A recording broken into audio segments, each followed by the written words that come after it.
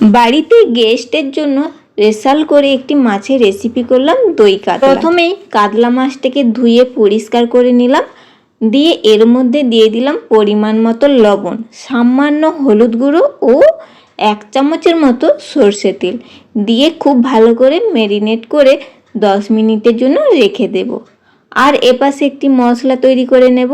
নিয়ে নিলাম একটি মিডিয়াম সাইজের পেঁয়াজ, ঝাল অনুযায়ী কাঁচা লঙ্কা, আদা ও রসুন খুব ভালো করে আমি বেটে নেব।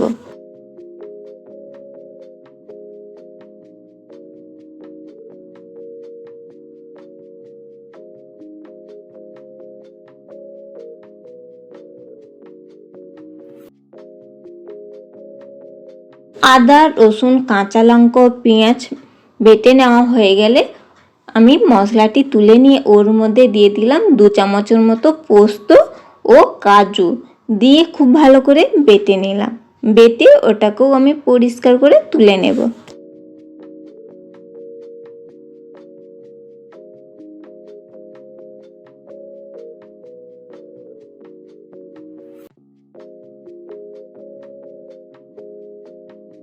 কড়া বসিয়ে দিলাম, কড়া গরম করে ওর মধ্যে দিয়ে দিলাম 2 চামচের মতো সর্ষে তেল। সর্ষে তেল গরম হয়ে গেলে মাছগুলো আমি দিয়ে দিলাম আর হালকা লাল করে আমি মাছগুলোকে ভেজে তুলে নেব।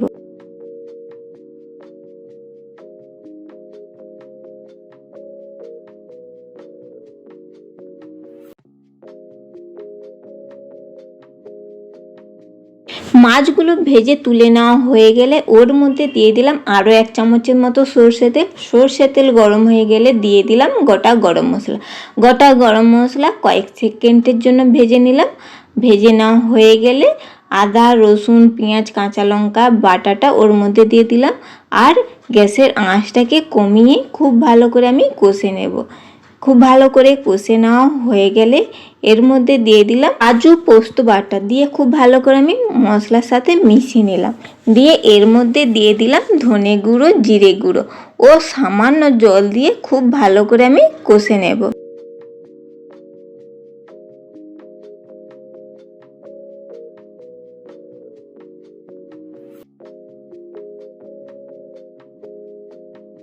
খুব ভালো করে কষে নেওয়া হয়ে গেলে এর মধ্যে দিয়ে দিলাম 3 থেকে 4 চামচ ফেটানো টক দই আর গ্যাসের আঁচটাকে একেবারে লোতে রেখেছি। দিয়ে খুব ভালো করে আমি মিশিয়ে নিলাম। মেশাতে এর মধ্যে দিয়ে দিলাম স্বাদ অনুযায়ী লবণ ও সামান্য চিনি দিয়ে খুব ভালো করে মিশিয়ে নেব যতক্ষণ না মশলার গা থেকে তেল ছিঁড়ে আসছে। তেল ছাড়তে শুরু করলে মশলা ধুয়ে নেওয়া অল্প জল দিয়ে আবার আমি খুব ভালো করে মিশিয়ে নিলাম। খুব ভালো করে মিশিয়ে কষে নেওয়া হয়ে গেলে এর মধ্যে দিয়ে দিলাম 1 বাটির মতো জল দিয়ে মশলার সাথে খুব ভালো করে আমি মিশিয়ে নিলাম আর গ্যাসের আঁচটাকে আমি মিডিয়ামে রাখলাম। আর ফুটতে শুরু করলে ভেজে নেওয়া মাছগুলো আমি এক এক করে দিয়ে দিলাম। দিয়ে আমি ঢাকা দিয়ে দিলাম।